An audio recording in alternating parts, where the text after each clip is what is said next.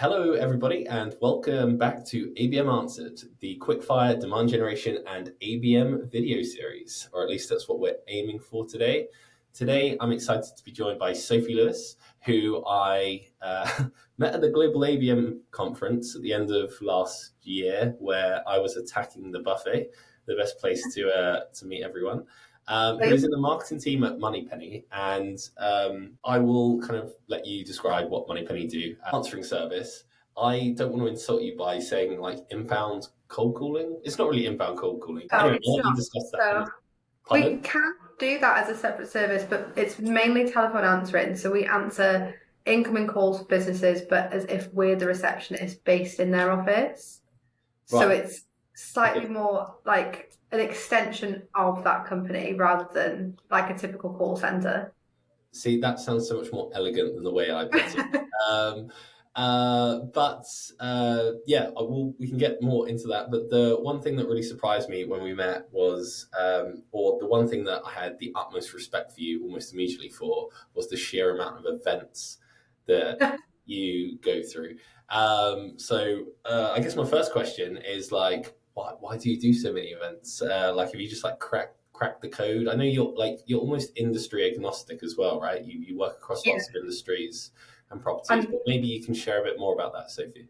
Yeah, so I think that's the reason that we do so many events, because we're like established in so many sectors. So we have our legal sector, which we're probably the most established in, and then we have like finance, we have we call it Gen Rec, which is general reception, which is just a broad term for like big businesses. And then we have all other sectors that come into that. So we just sort of dip our toes into many events across those. Last year was a bit of an exception because we did do 65 external events last year.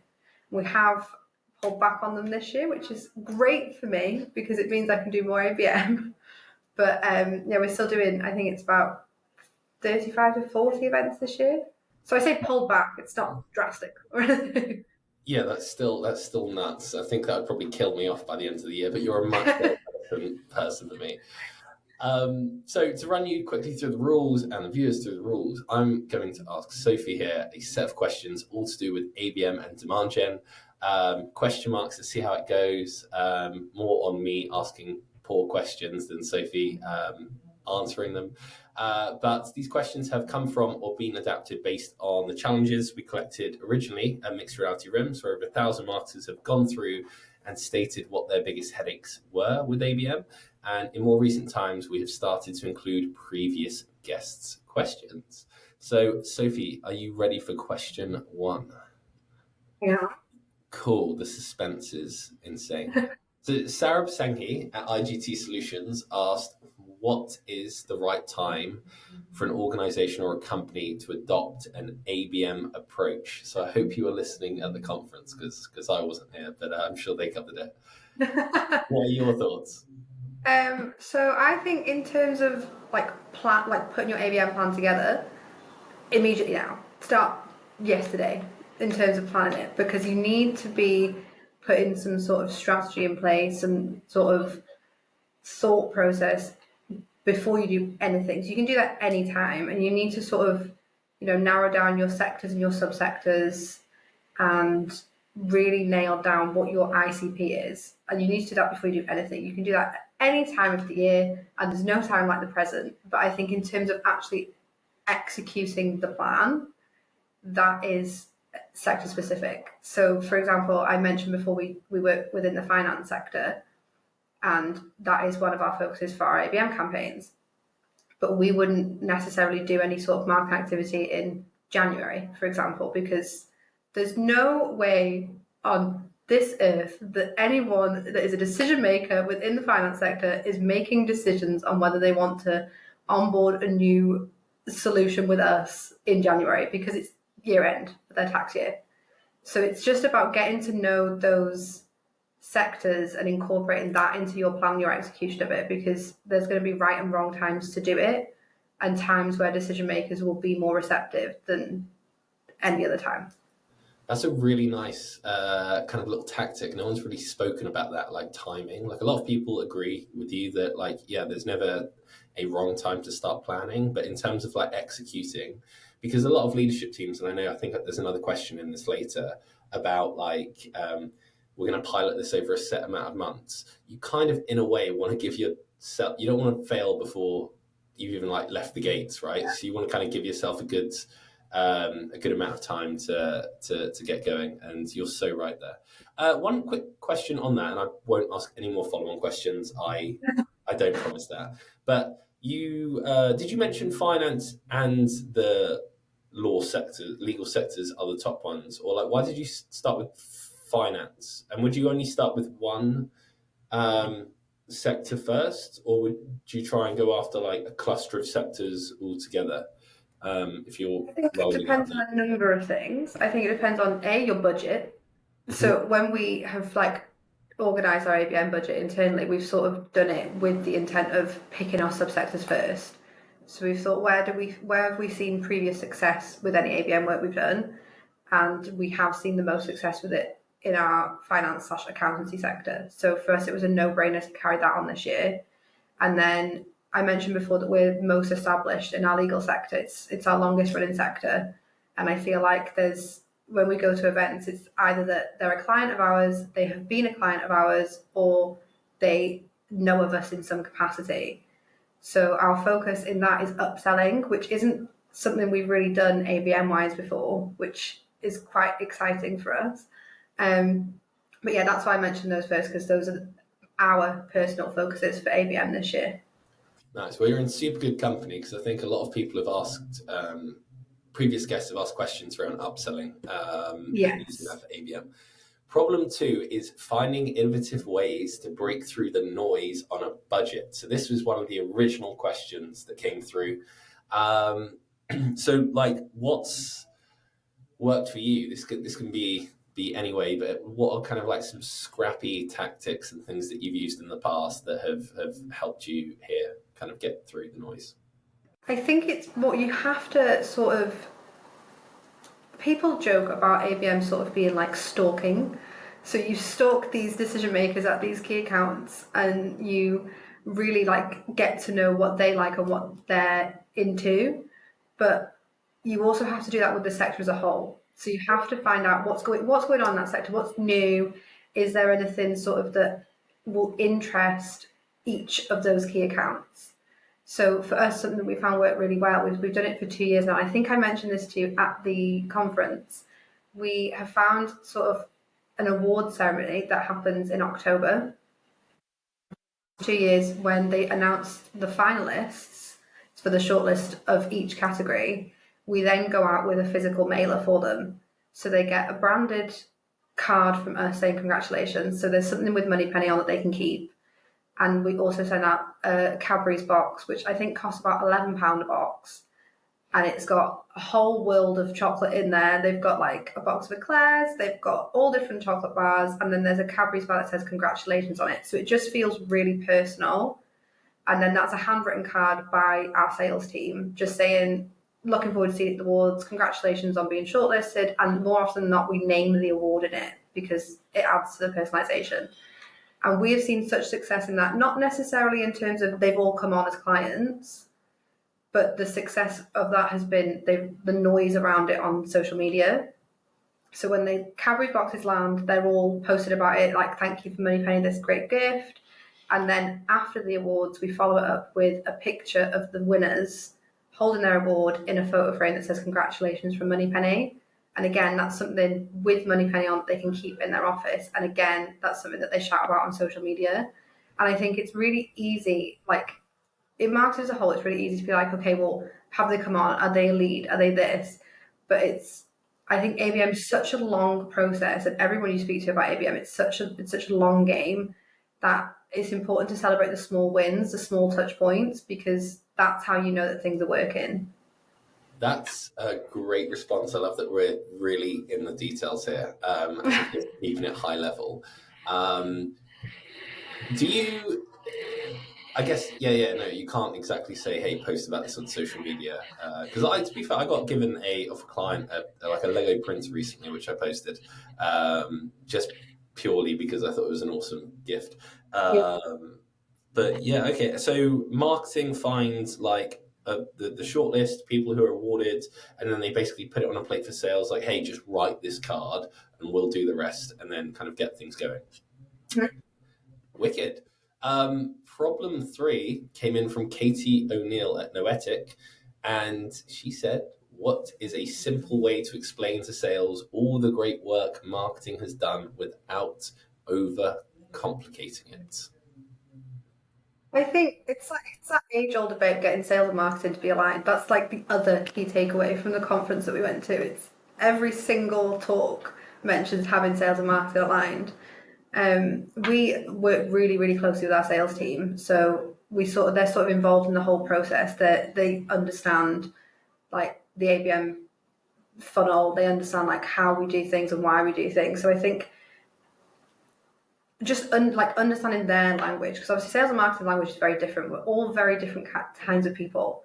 I think it's just speak their language. Go with them with statistics. Don't go with them like, oh well, they've gone out to this many people and we've had a response from this and this. Like show them the post on social. Show them if we've had any email responses. Like give them the stats and the figures, and then that will sort of land better than just waffle, if that makes sense.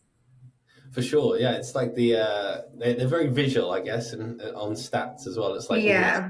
like, here's how much more money you would make if you just help me out here Hmm. to Exactly. actually help you. Question 4, just your domain. Erica Smith at Agent 3. She asked, "How are you getting key account contacts to your events?" I think we're making sure that we're doing events that are relevant to us and to our sectors for a start. Like we don't necessarily go to any events that we don't think are going to benefit us. We don't think that we're going to see people that we know or see our target clients or our ICPs at.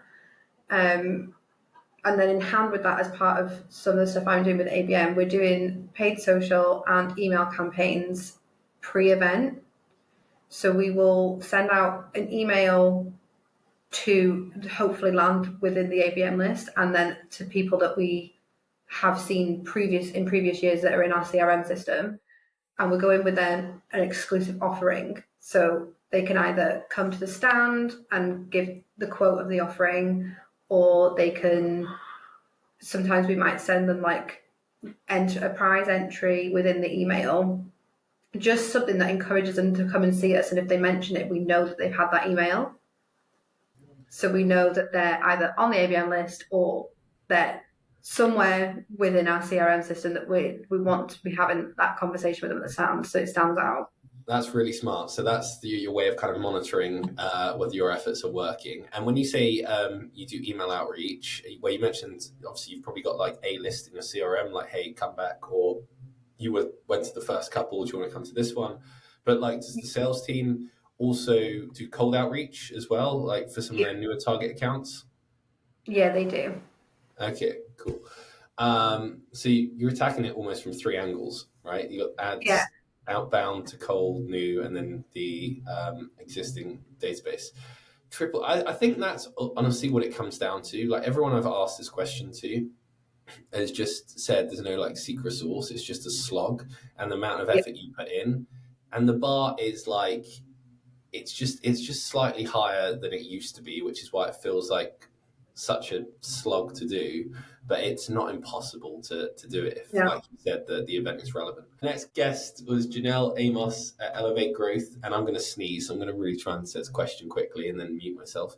What are the top 3 things you would prioritize today if you were building a marketing strategy from scratch? I think number one, you need to identify, know, and understand your ICP. Like you need to understand their pain points. You need to know everything that you can possibly know about them so that you can tailor your campaigns to suit them, to appeal to them. I think you need to sort of nail down what channels and activities you want to focus on, because you everyone has budget restraints no matter how big the company is. Like, you can't do everything that you want to do, so you need to sort of put some thought process into behind like what's worked previously, what you've seen results in, and then really nail down like where you want to go with that. So I think definitely nail your activities, your channels down. Is it just that you want to do paid social? Is it just that you want to do email campaigns and maybe not paid social? Like, really hone in on that and nurture it so it works throughout the year. And then just test and learn. Like, you can try new things. Like, we tried the whole Cadbury's mailers for the awards ceremony on a whim. We didn't know that it was going to land well, but we've now had it running for 2 years. We're talking about we're going to do it this year.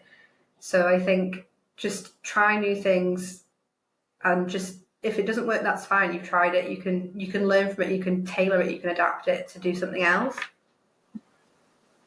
Sorry, I was on mute. And do you have like a budget set aside for experimentation? Like, here are like our fixed, or is it almost like ad hoc? Like, if someone in the team has a good idea, and it's and to the previous question, right? That's not going to break the bank. It's not like we're trying to commit to a completely new event here. It's like little experiments often, Yeah.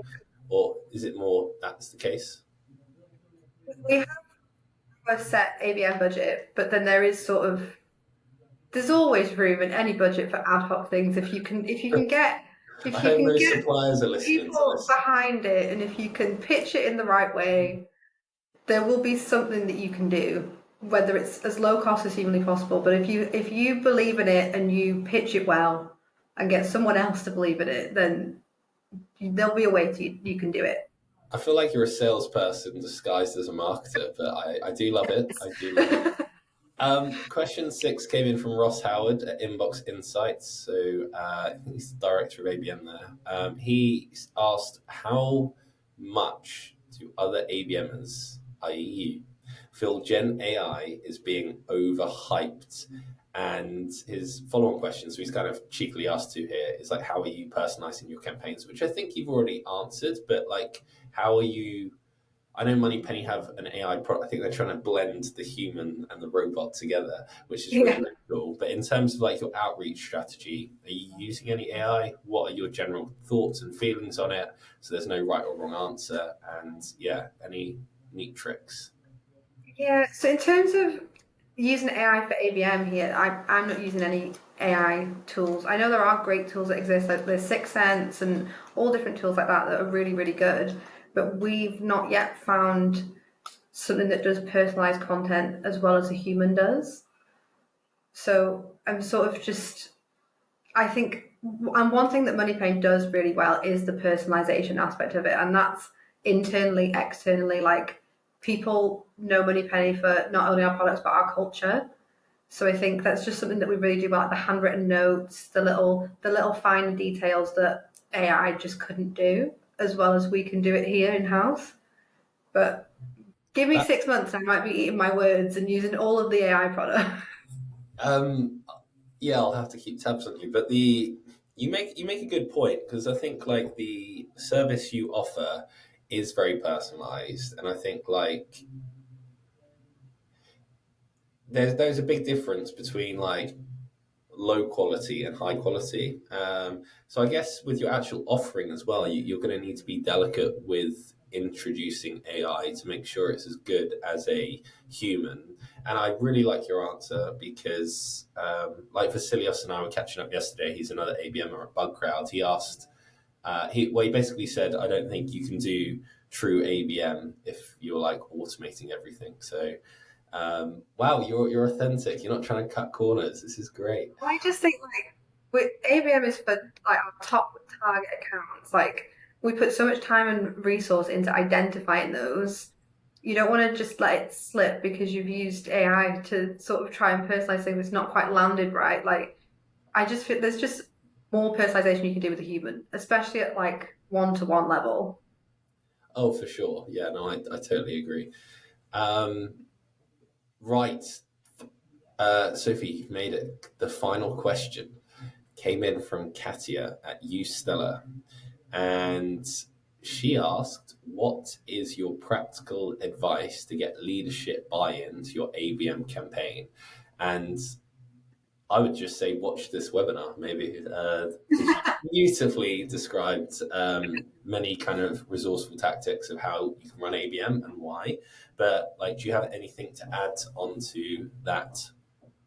I think we touched on it earlier, but just ensuring that your sales team are on board and understand it and support it. And I always use an example of the sales team that I work with within the finance sector. The business development executive, Alex, he knows the list as well as I know the list. And we've seen it at events, like we've been at events together and someone's come over and I've looked at him and he's looked at me and we've got an ABM list. Like they have to be as behind it as marketing are. And I think that then will just carry the count, like it will just make the whole thing more seamless. So I think definitely you need to put the work in to make sure that everyone's in agreement, sales and marketing. And I think just showing what you can do with like minimal budget, you can, and just resource, like you just want to prove to leadership that it can work and it doesn't have to take X amount of your budget. Like there's little things that you can do to make things more personal for low cost. We touched on it before as well when we said about giving statistics to sales. You want to be doing that with leadership buy-in. Like if you're talking to any of the leaders in your company, you need to be giving statistics to them. They're very busy people. They don't have time to sit and listen to however long a presentation about how fantastic ABM is. We know that, but you need to give them the facts and the figures that show it.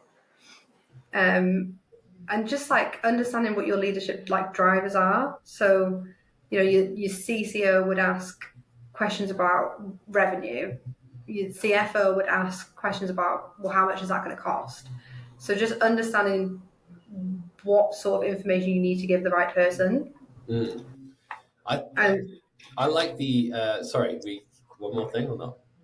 I was just going to say, just like it's just trying to show that what you're doing will be best for the business in the long run. Mm-hmm. I love all of that. I agree with all of that. And yeah, it's quite a nice picture, I guess, of like you and the sales rep going to a conference and like you're both on the same page and it feels like you're a team trying to close one deal, even though they're going to probably take all the credit in the end anyway. No, that's quite nice because then also you're not just going to leadership with marketing statistics on why we should do ABM. It's like, hey, we've got these 5 champions in the sales team, so keen to do it, so keen to try it. They've enjoyed working with us on a very small scale pilot. It does make a much stronger argument. Sophie, superb. Thank you. Do you have a question for our next guest? I didn't think that far. You didn't think of one.